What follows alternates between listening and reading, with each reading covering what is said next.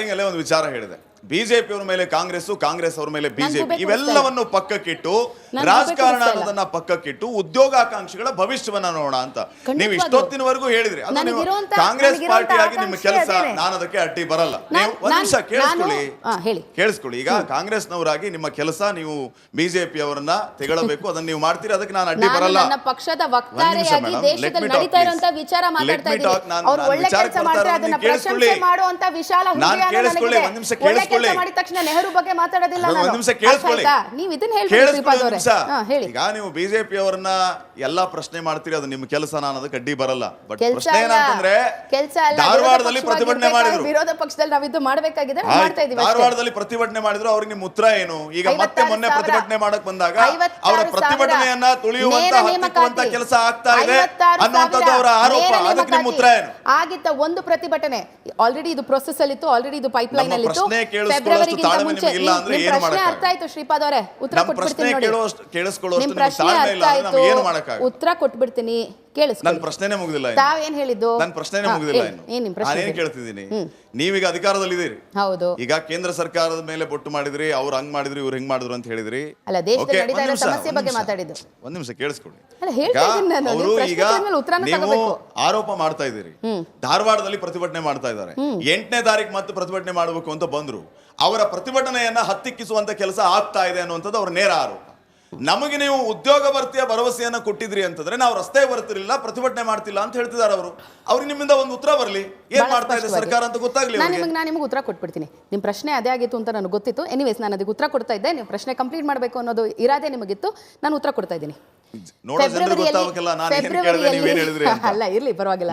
ಫೆಬ್ರವರಿಯಲ್ಲಿ ಏನು ಆ ಒಂದು ಪ್ರತಿಭಟನೆ ನಡೆದ ನಂತರದಲ್ಲಿ ಕ್ಯಾಬಿನೆಟ್ನಲ್ಲಿ ಇದು ಚರ್ಚೆ ಆಗಿದ್ದು ಅನ್ನೋದು ಮಾಧ್ಯಮಗಳಲ್ಲಿ ಬಿತ್ತರಣೆ ಆಗಿರುವಂಥದ್ದು.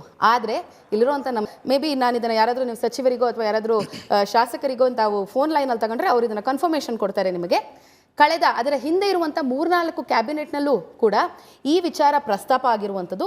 ಹಂತ ಹಂತವಾಗಿ ಅದರ ಬಗ್ಗೆ ಚರ್ಚೆ ನಡೀತಾ ಇರುವಂಥದ್ದು. ಯಾಕೆಂತಂದರೆ ಒಂದು ವಿಚಾರ, ಸಿಸ್ಟಮನ್ನು ಕೊಲ್ಯಾಪ್ಸ್ ಆಗೋದಕ್ಕೆ ರಾಜ್ಯ ಸರ್ಕಾರವಾಗಿ ನಾವು ಕೂಡ ಬಿಡೋದಕ್ಕೆ ಸಾಧ್ಯ ಇಲ್ಲ.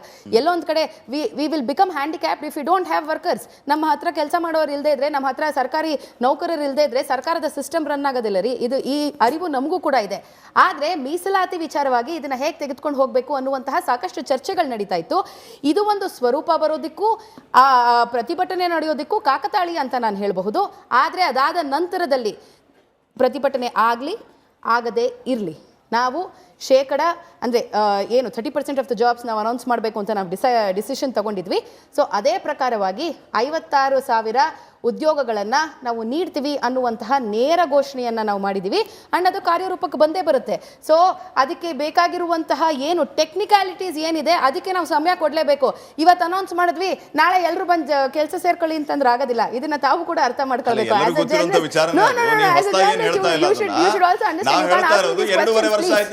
ಬಂದು ಯಾವಾಗ ಮಾಡ್ತೀರಿ, ಹೇಳಿರೋದು ಸುರ್ವೆ ಅವರೇ, ನುಡಿದಂತೆ ನಡೀತಾ ಇದ್ದೀವಿ ಅಂತ ಹೇಳ್ತಿದ್ದಾರೆ ಅವರು. ಉದ್ಯೋಗದ ವಿಚಾರ ಬಂದಾಗ ನಿಮ್ಮ ಹತ್ರನೂ ಅಧಿಕಾರ ಇತ್ತು, ನೀವು ಕೂಡ ಉದ್ಯೋಗ ಸೃಷ್ಟಿ ಮಾಡಲಿಲ್ಲ, ಉದ್ಯೋಗ ಭರ್ತಿ ಮಾಡಲಿಲ್ಲ. ಸ್ವಾವಲಂಬನೆಯಿಂದ ಬದುಕೋಣ ಅಂದ್ರೆ ಅದಕ್ಕೂ ಬಿಡ್ತಾ ಇಲ್ಲ ಮೋದಿ ಸರ್ಕಾರ ಅನ್ನುವಂಥದ್ದು ನೇರ ಆರೋಪ. ಯಾಕೆ ಈ ರೀತಿ ಆಗ್ತಾ ಇದೆ, ಯಾಕೆ ಈ ರೀತಿ ವಾತಾವರಣ ಬಿಜೆಪಿ ಅವರಿಂದನೇ ಸೃಷ್ಟಿ ಆಗ್ತಾ ಇದೆ ಅನ್ನೋಂಥ ನೇರವಾದ ಆರೋಪವನ್ನು ಮಾಡ್ತಿದ್ದಾರೆ ಅವರು.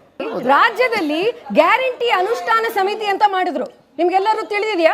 ಗ್ಯಾರಂಟಿಗಳು ಸರಿ ಕೊಡ್ತಿದೀವಿ ಅಂತ ಒಂದು ಓವರ್ಸೀಯಿಂಗ್ ಬಾಡಿ ಮಾಡಿದ್ರು. ಬಹುಶಃ ಇಲ್ಲಿ ಕೂತಿರುವಂತ ಕಾಂಗ್ರೆಸ್ ಕಾರ್ಯಕರ್ತರನ್ನು ಎಂಪ್ಲಾಯ್ ಮಾಡಿದ್ರೇನೋ ಇದರಲ್ಲಿ.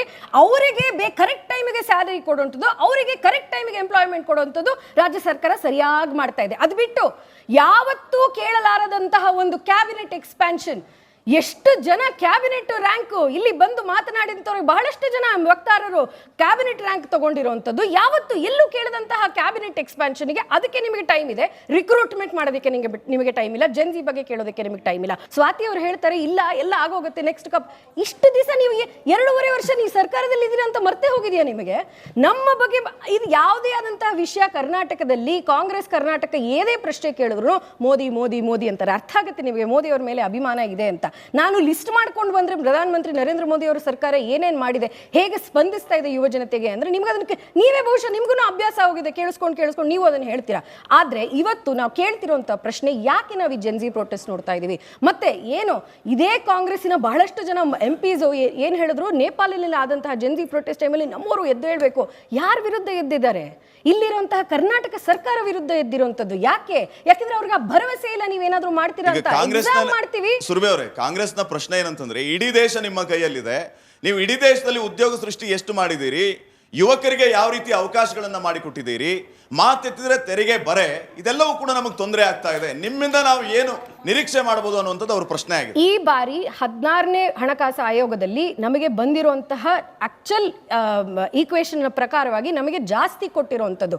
ಆದ್ರೂ ಇದನ್ನ ಹೇಳ್ತಾ ಹಣಕಾಸು ಆಯೋಗದ್ದು ಇರುವಂಥದ್ದು, ಫೈನಾನ್ಸ್ ಕಮಿಷನ್ ಇರುವಂಥದ್ದು ಒಂದು ಕಾನ್ಸ್ಟಿಟ್ಯೂಷನಲ್ ಬಾಡಿ. ಅದು ಯಾವುದೇ ಆದಂತಹ ಕೇಂದ್ರ ಸರ್ಕಾರ ಇದೆ ಇಲ್ಲ ಅಂತ ಇಲ್ಲ.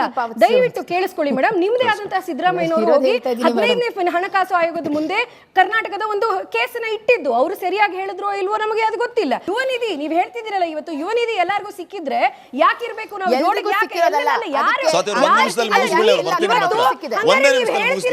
ಇವತ್ತು ನಿರುದ್ಯೋಗ ಬಗ್ಗೆ ಪ್ರೊಟೆಸ್ಟ್ ಮಾಡ್ತಿರೋರು ಸುಳ್ಳು ಹೇಳ್ತಿದ್ದಾರೆ. ನಾವೆಲ್ಲ ಹೇಳಿದ್ವಿ?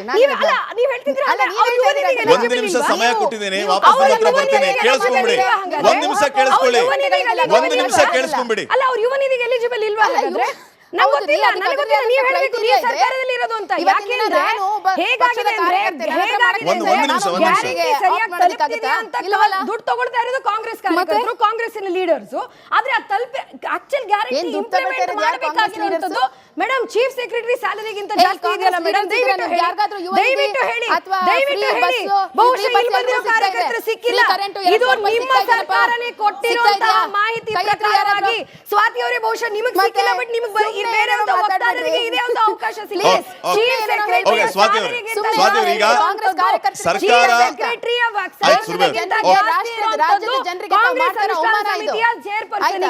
ಇನ್ನೊಂದು ವಿಚಾರ ಏನಂತಂದ್ರೆ, ಸರ್ಕಾರ ಆರ್ಥಿಕ ಸಂಕಷ್ಟಕ್ಕೆ ಸಿಕ್ಕಾಕೊಂಡಿದೆ, ಗ್ಯಾರಂಟಿ ಹೊಡೆತದಿಂದ ಇಲ್ಲೇ ಇಷ್ಟೊಂದು ಸಮಸ್ಯೆ ಆಗಿರುವಾಗ ಉದ್ಯೋಗ ಭರ್ತಿ ಎಲ್ಲಿಂದ ಮಾಡೋದು? ಹೀಗಾಗಿ ಏನೇನೋ ನೆಪ ಹೇಳಿ ಮುಂದೂಡುವಂತ ಕೆಲಸ ಆಗ್ತಾ ಇದೆ ಸರ್ಕಾರದಿಂದ ಅನ್ನುವಂತ ನೇರ ಆರೋಪ ನಿಮ್ಮ ಮೇಲಿದೆ. ಇದಕ್ಕೆ ಉತ್ತರ ಏನು? ಪ್ರತಿ ಜಿಲ್ಲೆಯಲ್ಲಿ ಇವತ್ತಿನ ತನಕ 2.5 ವರ್ಷಗಳ ಕಾಲ ನಾವು ಸರ್ಕಾರದ ಅವಧಿಯನ್ನು ಮುಗಿಸಿದ್ವಿ.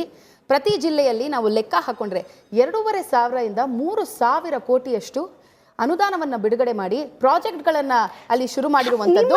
ಅಂಡ್ ಅದು ಆಲ್ರೆಡಿ ರಿಲೀಸ್ ಆಗಿರುವಂತದ್ದು. ಇನ್ನು 5,000 ರಿಂದ 6,000 ಕೋಟಿಯಷ್ಟು ಹಣ ಬಾಕಿ ಇರುವಂತದ್ದು. ಇನ್ನು ಉಳಿದಿರುವಂತ 2,500 ವರ್ಷದಲ್ಲಿ ನಾವು ಅದನ್ನ ಪೂರೈಕೆ ಮಾಡುವಂತದ್ದು. ಸೊ ನಮಗೆ ಏನಾದ್ರೂ ಆರ್ಥಿಕ ಸಂಕಷ್ಟ ಇದೆ ಅನ್ನುವಂಥದ್ದನ್ನ ಮಾಧ್ಯಮದವರು ಲೇಬಲ್ ಮಾಡಿರೋ ತರ ಇದ್ದಿದ್ದೇ ಆಗಿದ್ದಿದ್ರೆ ಇವತ್ತಿನ ದಿನ ರಾಜ್ಯ ದಿವಾಳಿ ಆಗ್ಬಿಡ್ಬೇಕಿತ್ರಿ. ಸರ್ಕಾರಿ ನೌಕರರಿಗೆ ನಾವು ಸಂಬಳ ಕೊಡೋದಕ್ಕೆ ಸಾಧ್ಯ ಆಗ್ತಿರ್ಲಿಲ್ಲ ರೀ. ತೆಲಂಗಾಣದಲ್ಲಿರುವಂತ ಪರಿಸ್ಥಿತಿ ಯಾವಾಗ ಕಾಂಗ್ರೆಸ್ ಸರ್ಕಾರ ಬರೋದಕ್ಕಿಂತ ಮುಂಚೆ KCR ಆಡಳಿತದಲ್ಲಿ ಇದ್ದಂತಹ ಪರಿಸ್ಥಿತಿ ಕರ್ನಾಟಕಕ್ಕೆ ಬರ್ತಾ ಇಲ್ಲ.